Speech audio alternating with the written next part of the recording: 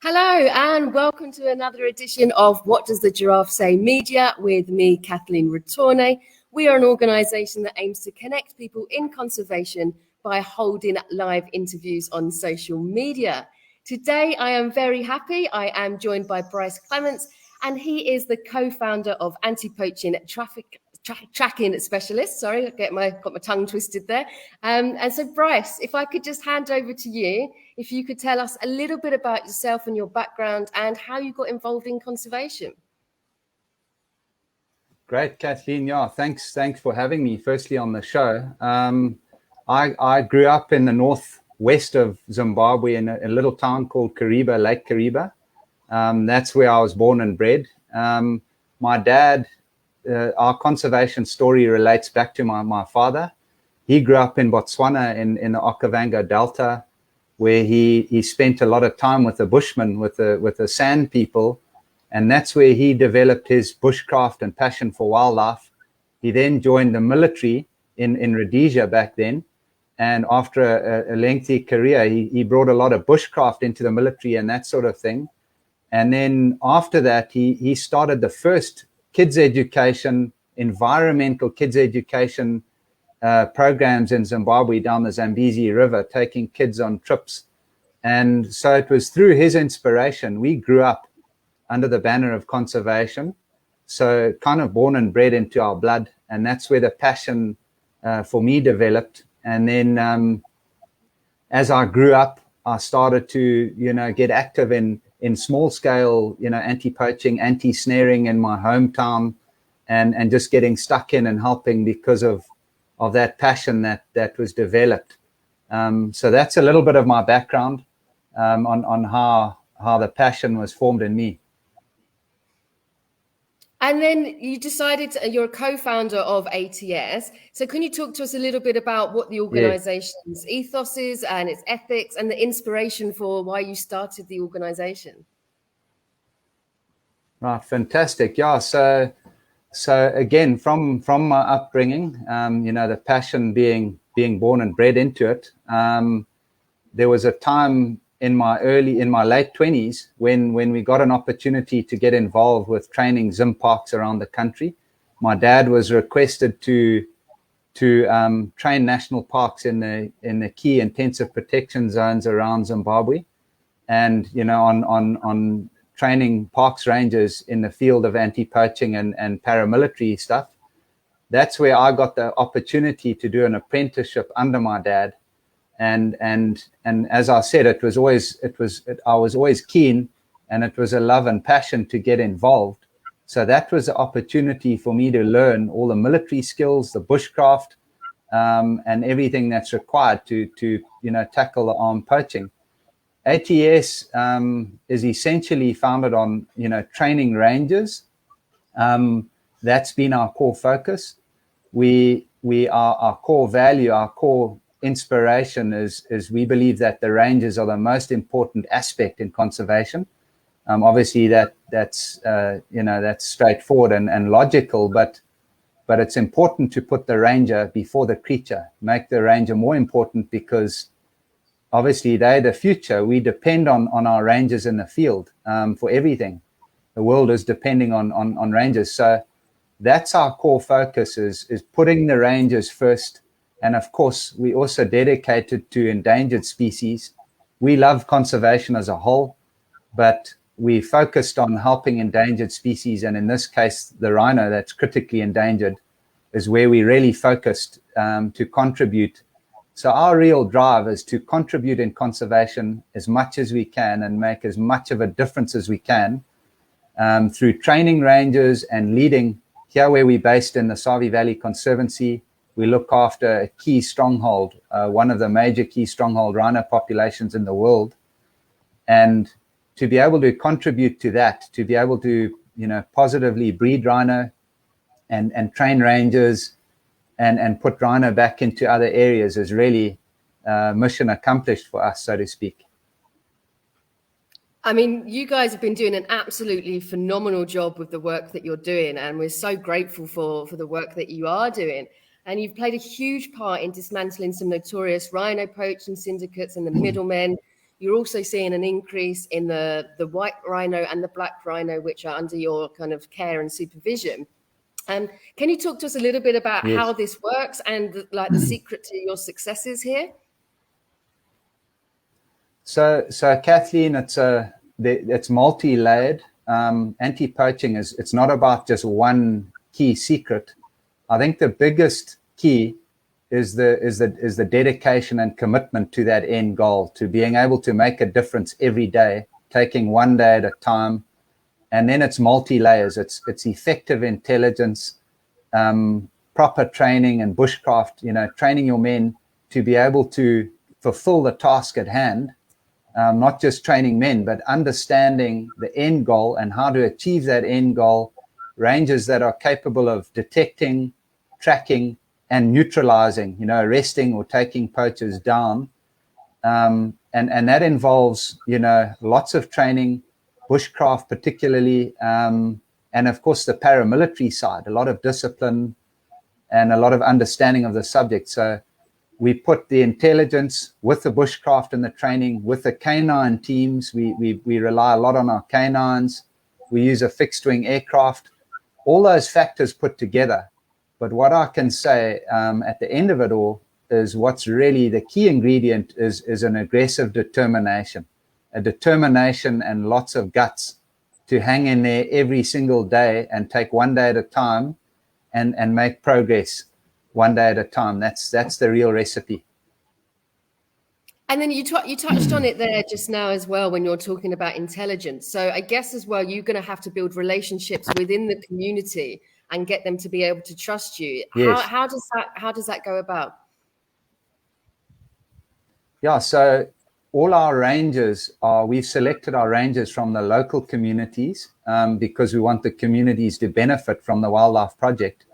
And therefore, what happens is because our rangers are from the communities, we get community interaction with them. And that's how we get a lot of ground coverage from around the area. And that's where the communities, interacting with our rangers are starting to realize the importance of conservation because they see and they meet, they talk to the guys when they're on their time off. They report, illegal activity. They see that our rangers' lives have been uplifted and that they're doing really important work. And so it's a slow process, but it's steady and positive. And that's how we pull the community in. And I know you're based in Zimbabwe, and that's kind of where your focus is, but you've actually done a lot of training with rangers across Africa as well. And you've been responsible for training hundreds of rangers. Now they're having to deal with very difficult environments. They're facing threats from the wild animals they're protecting and heavily armed poachers. How do you prepare them both mentally and physically? And kind of for you as well, how do you prepare for that? So the key with it is firstly, you've got to pick the right caliber of potential ranger. And then when you've got a team of rangers, you've got to put them through the crucible, just like you would in a military context. If you were, just like the military would train soldiers, you've got to take them to certain depths, put them through the crucible by putting them through very, very intensive training that really builds their mental stamina and their bushcraft and all the aspects that are required. As I said earlier, to know the end product, to know what sort of man you're building at the end of the day, you've got to put them through all the paces. Their training's got to be one of the toughest experiences of their life, so that when they go into the field, anything else is actually easier. And that's what prepares them mentally to be able to, do the endurance tracking, have the courage to tackle these poachers, and just to enjoy in their work, because game ranging, especially on in terms of armed conflict, is extremely it's extremely challenging, and it takes a lot of guts, a lot of courage. So it's to build up that mental stamina. And when we're talking about the fact that you've managed to kind of break down some of these notorious rhino poaching gangs, I know that some stuff is going to be a little bit sensitive, so just say what you can. But how do you go about that process? And then what's the beginning to the end of that process of them eventually getting in prison? Right. So it starts from an intelligence point of view. It always starts with what you call a start point. So you've got to find out who the guys are. That either comes through information, or it comes through an incident on the ground where you have a contact or you make an arrest, and then you find out who the guys are and who they're linked to, etc. Or you get a piece of information. That's your start point. From there, you start to work on finding out more about these criminals, where they're based, where they're living, what's their mode of operation. And then every time they enter, you're gathering information, you're gathering intelligence on these guys, how they operate, all that kind of thing. And then we put together our strategy on the ground, as I said, multi-layered. And it's basically a game of wit and outwit. You know, as this poaching war evolves, they're always trying to counter what we're doing, and they're getting intelligence on our operations through various sources, and then we always getting information on them, and we are working to outwit and outsmart them. So it can take weeks, it can take months, and it can take years, the whole process. But yeah, it takes a lot of determination. And then at the end of the day, it's either going to be an arrest based on intelligence, or it's going to be through learning their mode of operation. You're going to intercept them in the field, pick up spoor, typically on the ground, tracking a rhino, or entering the area. And then you're going to need to put an operation together where you track these guys and you attempt to make an arrest. And this is where often, they don't surrender, these armed rhino poachers, elephant poachers. They notoriously are known for firing back, or for firing on rangers, and therefore it's quite a dangerous situation. And then it's to have that training to conclude the end game of arresting and securing and coming out of it safely. So that's kind of how it works in a nutshell. And I know that through the dedication and the work of you and your team, that there's been a lot of successful cases that have led to long imprisonments for the people behind the poaching syndicates. Are governments taking it more seriously now? Are they getting the other poachers getting the punishments that they deserve, or is there still work to be done here? So yeah, the government is definitely taking it serious. There's a very good and interesting situation developing in this country. There's more and more local, native Zimbabweans who are getting more and more involved in the judiciary, more involved with awareness in the judicial side, magistrates, prosecutors, animal law, wildlife law, that kind of thing. And so there's greater and greater awareness, which is really, really good. But at the end of the day, it comes down to the operators on the ground making an arrest and having credible evidence and following all the procedures correctly, so that when you do, send them in, when they do go in, you can get a positive prosecution and sentencing. And if we do that correctly, we do get it. But yeah, we do have people, because of corruption, we do have folks that are following our cases all the way through, watching brief on our cases.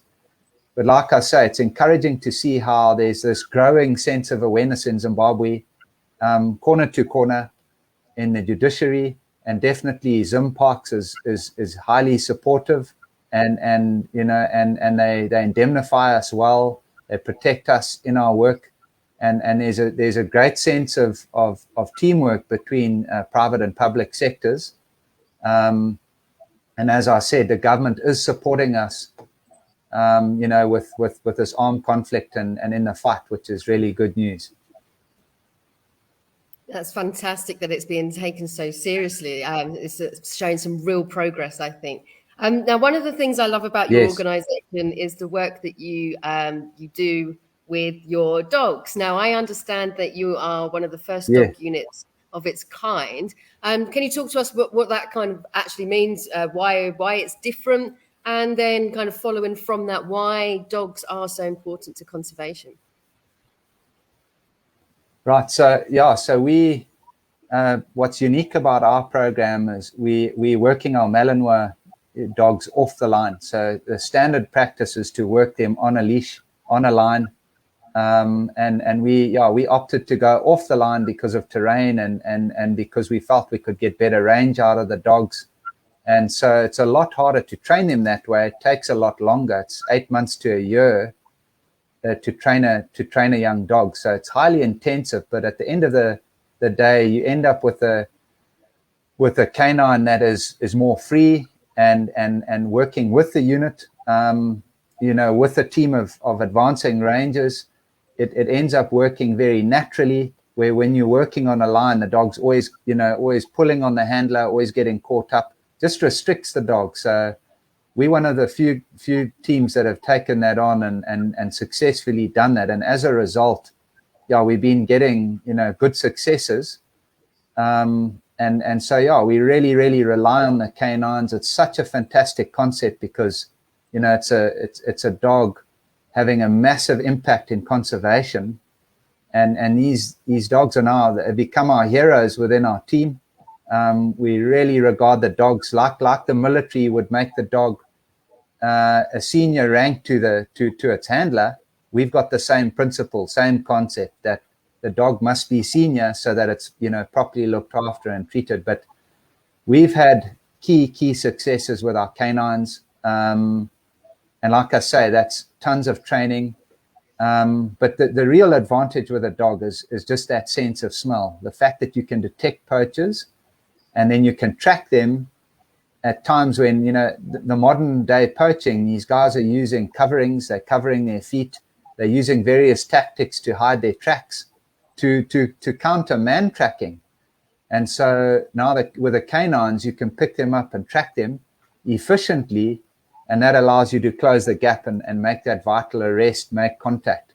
So, and then of course, working at night, it opens that aspect up.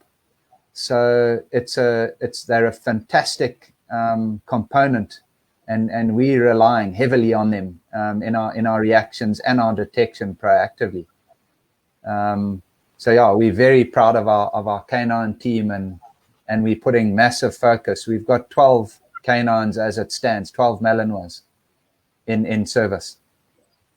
And is there a particular reason why you have that breed? And then also, kind of following on from what you were saying about the fact that you put them at a higher rank for the respect case, do they get assigned to one handler and then that's them kind of bonded, or how does it work there? Yeah, so first of all, we're using the Belgian Malinois. We prefer the brown one. You get the Dutch, which is darker. We prefer the Belgian Malinois. And it's because of their drive. In our situation, the bush is quite thick, and we don't have a helicopter, that kind of thing. We don't have the rate of incursions to require a running pack like say, for instance, the guys in Kruger are using. They're using pack dogs with a chopper very successfully in their situation. In our situation, it's better for us to have the Mallies that we move more steadily. We don't have a chopper. We use them a lot for detection, and then we pick up and track. So it's a slower moving unit, but also very effective. It's just terrain. It's based on our terrain, etc. And then yes, regards the handlers, every dog has his primary handler and an assistant. It is a team effort though, where all our handlers know all the dogs, and should a primary handler go down, and even an assistant, the dog will work with other handlers. But we do assign a dog to a handler, and then of course they grow that bond. That bond becomes incredibly strong, and we've learned that they will work better with their own handler. That's how it works. Excellent. So kind of following on from what we've been discussing, what's the current situation in Zimbabwe when it comes to the poaching of wildlife? Have you seen an increase? I know that during the height of lockdown, when I was talking to others, they were saying that it decreased for a bit because the material simply couldn't go to other countries. But now that the lockdowns have eased slightly, that you're seeing it just going straight back to what it was. Are you seeing the same situation, or are you seeing that things have steadied out because of the work that you're doing and the reputation? What are you seeing? Yeah, so we're finding that there was an upsurge in local meat poaching, a lot of it from a subsistence point of view, because things shut down. We did see a drop in the armed poaching, in the rhino poaching gangs. We got intelligence that they were struggling to move around, but they did, after a certain length of time, sort of halfway in, they started to find ways and means around it, and they started to continue to operate. So yes, there was a lull, but then it did continue. And so in terms of Zim as a whole, from a conservation point of view, there's a lot of good stuff happening. Like I said, it's been slow, but there's progress. There's a lot of good people doing good work in the various conservancies and with Zim parks. Folks working on the pangolin side, folks working more on the ivory side, and then the guys looking after areas with rhino and other endangered species. There's a lot of collaboration between the various organizations and law enforcement, and a lot of focused work, from different angles. So it's progressive, it's moving forward. Like I say, working harder and harder on the judicial side. There's always we've got room for a lot of improvement, but at least there's a growing sense of awareness in this country towards animal and wildlife law, and the need to prosecute properly when we get these criminals, and the respect for the wildlife that we have as an economic and a cultural resource and heritage. There's a greater sense of awareness, without a doubt. That's fantastic to hear. As we've been talking, we've had lots of lovely comments coming through, very, very supportive of the work that you're doing. We've had people watching from Uganda, Nigeria, Zimbabwe, Europe, America. Everyone's kind of cheering you on and supporting the work that you're doing. If you're watching and you're watching this on my page, please do go over to their Facebook page, the Anti-poaching and Tracking Specialists Facebook page, and give them a little like and a follow. The more people that can see the work that they're doing, the more support and awareness we can raise for the incredible work that they're doing. Obviously, what you're doing comes at a cost. There's things that you're doing rhino dehorning, for example, and things like that. How can people support you in these times? What's the best way for people to go about that? So, as you said, to get a hold of us, and the biggest support we need is resources on the ground, support to the rangers. That's the real key. We've got very limited manpower on the ground. We struggle with resources, and so that's the best way to support us. Get in touch with us, through our social media page, and we can direct folks to how to best support us. But as I said, key logistical support, key resource support, and support for the game rangers is what's key. They're the guys that we're depending on, and whatever we can do to pick their lives up, pick their morale up, support them better, and increase the numbers means we can get better area coverage. We've already got a winning model despite the limited resource, but we got to make this sustainable long term, which means as our rhino grow, we got to grow our manpower resource on the ground to keep winning the war. For sure. We've got a question coming through from Leslie, and she is asking, how do you make sure that anti-poachers do not switch and become a poacher? So it's not easy. We've had that happen, actually. We've had a ranger turn. It does happen. People's hearts, can change. The best way is really having really good team spirit, having a good bond with your rangers, a lot of respect within your team. We work to build a very strong culture within our team, lots of respect, and you know, the passion for conservation. We get raw recruits out of the communities that don't have any conservation passion. We bring them in, we look for the key ingredients, you know, the factors that we're looking for. A guy that's got, you know, good work ethic, he wants to be a ranger, and he's got the quality attributes. And then we got to instill the passion, and we do that through a mentorship. So the real key is having senior rangers in your team that are key mentors that the young guys can learn from, and can basically bring them into that same mold and that same culture of anti-poaching and loyalty for the cause. And once you've got a ranger invested in the cause deeply and empathizing with you know, with the creature, with the rhino, with whatever you're protecting, with all of conservation, then it's hard to break that, you know, for that guy to be tempted and switch to the other side. So that's what we're constantly working on, that team bond. Brilliant. And kind of the work that you've been doing has been recognized around Africa, and there's the Rhino Conservation Awards, for example.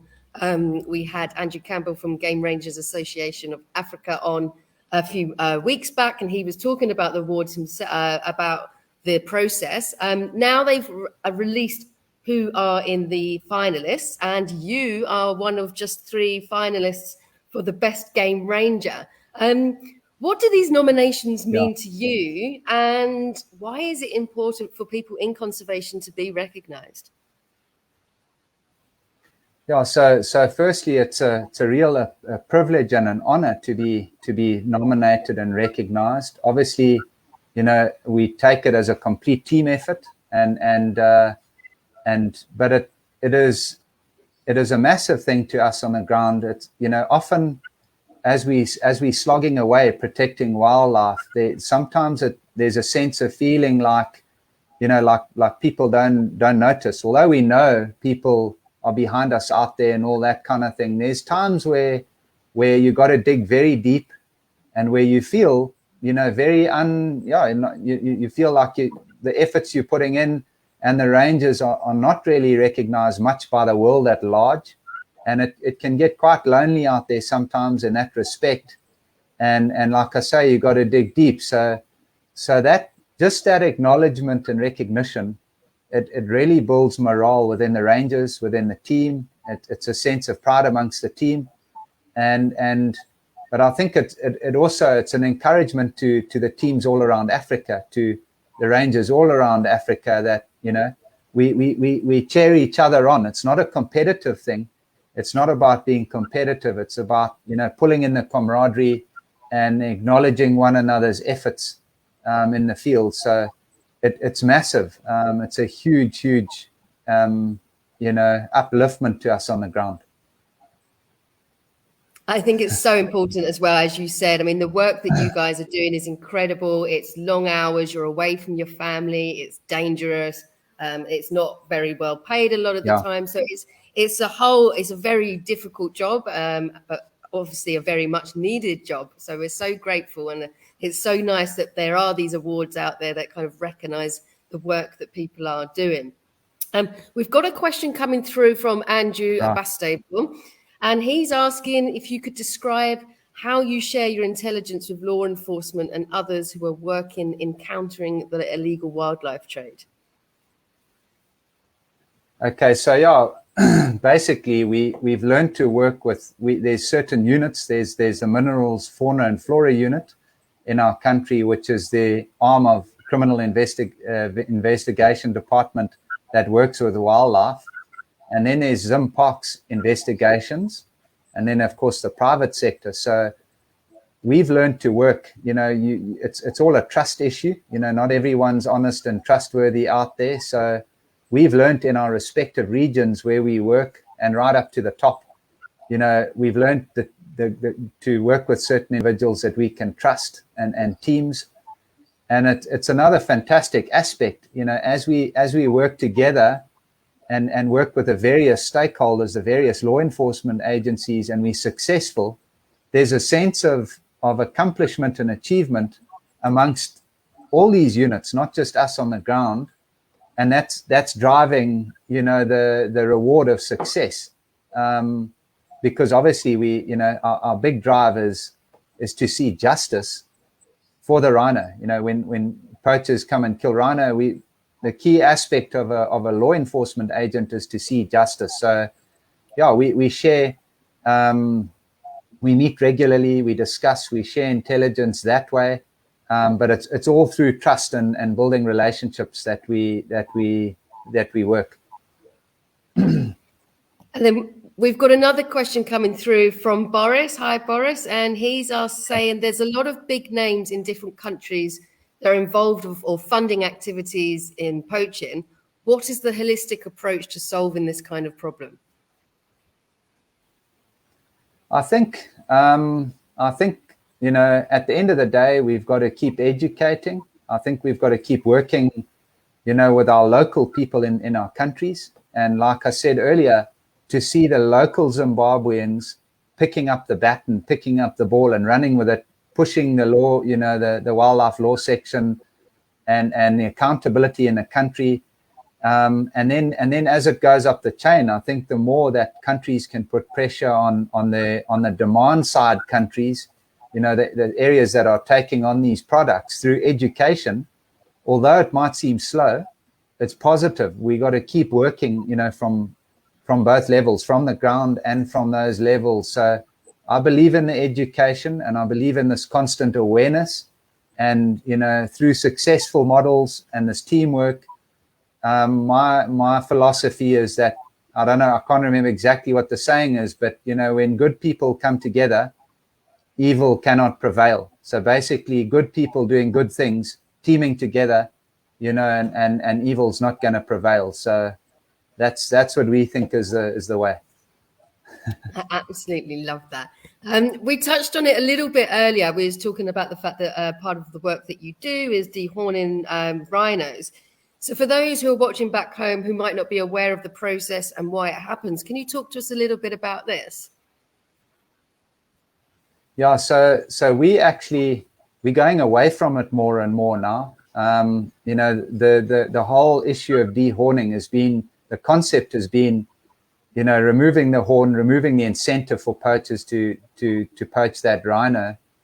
We found that it works more in smaller parks where you've got smaller numbers that you can guard better and that kind of thing. But what we're finding actually is that in larger parks, poachers will come in and, you know, whatever rhino they find, when you dehorn a rhino, you're leaving 2/3 of the weight behind. The piece that you take off is actually less. So we will do strategic dehornings if we have to, but on the whole, we're going more and more away because rhino need that horn, and we believe that, you know, with a good team, with an effective model, you can actually get away with not dehorning, and so we're actually going away from it more and more. It's far nicer to see a rhino with its horn and natural, and, you know, provided we can protect it, and we're finding that we can.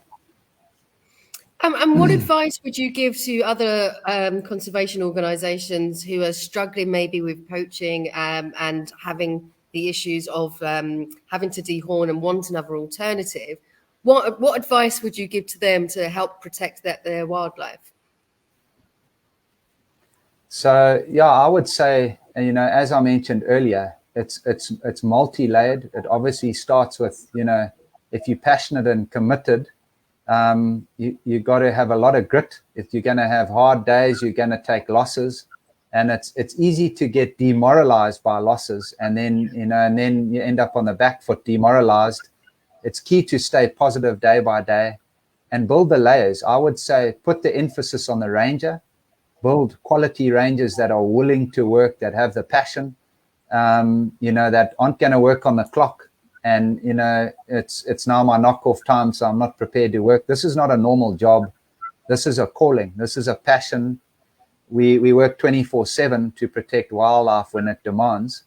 And so I would just say, you know, aggressive determination, work on your ranger teams, work on building them up, good training, you know, and yeah, you know, it's as I said, it's a game of wit and outwit. So understand the enemy understand,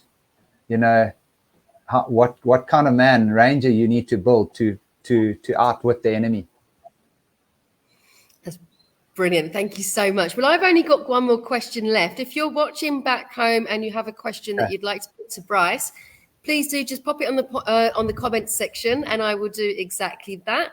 If you're watching this and it's not live, but you still want to put a question to Bryce, and do so, and we'll make sure that one of us will respond to your question. Again, as I mentioned earlier, please do comment, like, share these posts. The more people that see it, the more awareness that we can raise for these organisations. So I always like to end things on a positive note. As you mentioned earlier, conservation, unfortunately, can be a bit demoralising. So it's also nice to share the highs. So could you tell us what your favourite success story is? Yeah, so Kathleen, there was a gang that we were plagued with. And when we arrived in the Conservancy in 2012, there was a gang called the Majongwe gang. They had a history in their family. The guy that we ended up getting, his older brother was actually killed in another reserve in Zimbabwe, poaching rhino. It sort of ran in their family. It was a whole lot of brothers, so they passed it down. And when we arrived, this gang, they were very militant. They were working with, Zambian ex-military guys, Zimbabwean guys, very serious bushcraft, very aggressive. Always, they always had an AK with them and a G3 or, 2 automatic rifles. And they were willing to engage and shoot at you and fight back. So in 2012, we had a contact. Before that, we actually, at that stage, we didn't know it was them. And when we got the start point of contact, I was actually in that contact. I got shot at. Me and the one ranger that I was with that were in that actual contact, we had bullets come past us like within a meter of us. We were very fortunate to get out of that alive. We returned fire. We wounded 2 of them, and that was our major intelligence start point. We wounded and captured 2, then captured a 3rd, recovered both automatic rifles. That was my first armed contact. From there, we, unfortunately, we had some corruption at that time, and those guys never went away. They got bail and they disappeared, and the main guy got away. About a year later, they reformed, and they came back and started again. And we had a lengthy process. They killed a lot of rhino. The worst was we lost 14 rhino, in 2015 to these guys. It was our worst year. But the resolve in us was growing to nail these guys. Instead of getting demoralized, there were some tough days. We kept saying, we've got to win, aggressive determination. We've got to win. We've got to see justice. There was some rhino that were butchered in a very horrible manner, cows and calves. And that just built our resolve to get these guys. It was then, after those losses, late 2015, we picked up their spoor one day. And after 9 hours of tracking, we never had the canines at that point, 9 hours of dedicated man tracking, we had a contact. One of the main assistant was killed on the scene. Another guy, a Zambian guy, had his femur broken. He had an AK. He went down, and we got him alive with an AK, and we got a lot of intelligence. And then the main guy and his young brother got away again. And now we had built up 3 years of intelligence on these guys. We were sort of in despair that this guy had 9 lives. He had got out of 8 previous contacts in other areas and a couple in our area. And then through intelligence and collaboration with the Minerals, Fauna and Flora, our CRD team, we managed to arrest this guy 2 weeks later. And we got him down here and got him on indication, and we got him positively on 3 cases. And then the 4th was the one that he was intending to kill a rhino, which he failed. We got him on that, and he got a total of 45 years imprisonment. And that sentence fell on the New Year's Eve of 2015.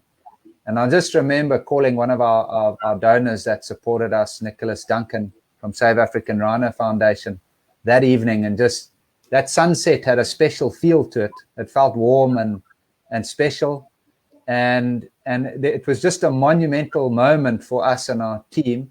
This guy was like our nemesis, but what was great about this win is it built that fortitude and that determination, and it just, the win was sweet, the success, and then it was a close, and the rhino in those areas have since bred up.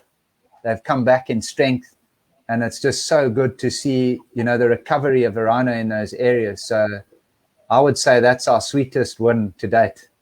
I absolutely love that. Fantastic. I've got a question coming through from Lance Lamb, and they're asking, what is the main motivator for rhino poaching?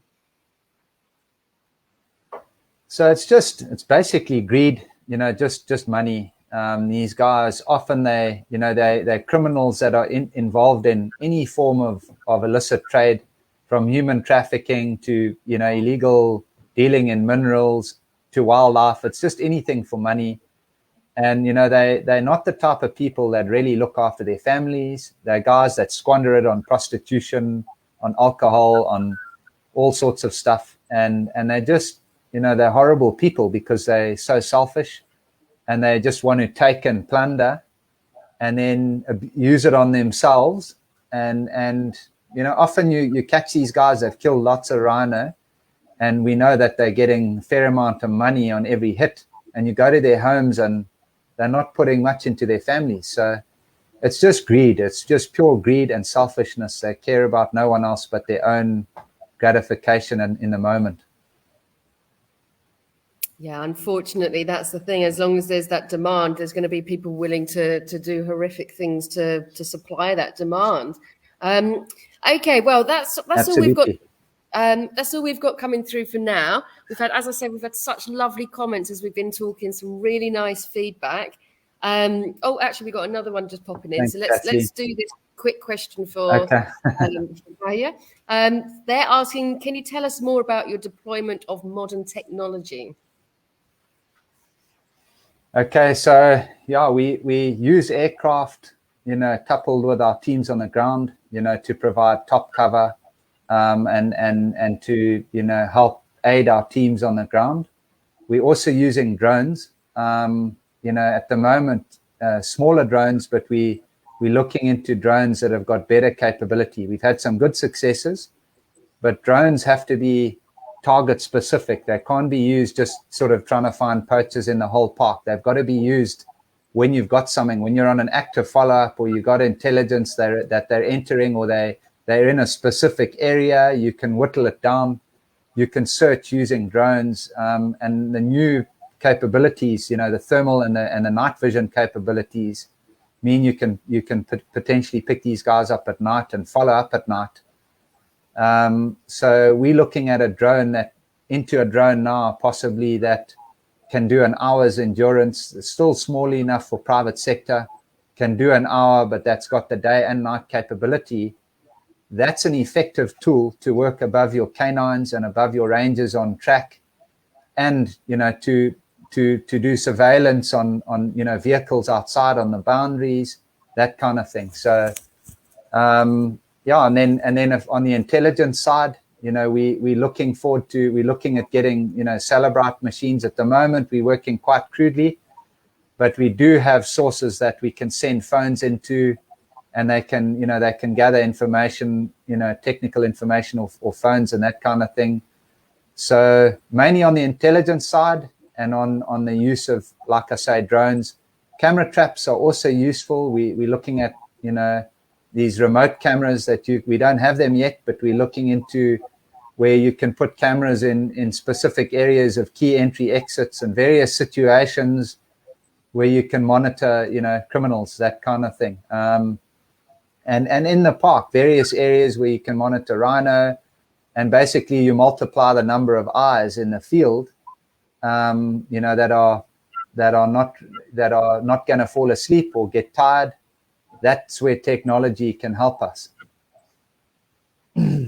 That's fantastic. And I think it's so interesting to see the ever-changing faces of the work people do in conservation as well. We got another question. This will be the last one. Andrew Bastable saying, Can you share a little on the success of your work that has seen the rhino population grow to the point of being able to repopulate other national parks? Yeah, fantastic. Yeah, over the 9 years, like I said earlier, it's been a real toil. Day by day, month by month. We've had positive growth despite our losses. We've hauled in a lot of criminal gangs, hauled in a lot of poachers, a lot of sentencing, about 180 years of sentencing accumulated. A lot of poachers have been wounded. Some have been shot dead.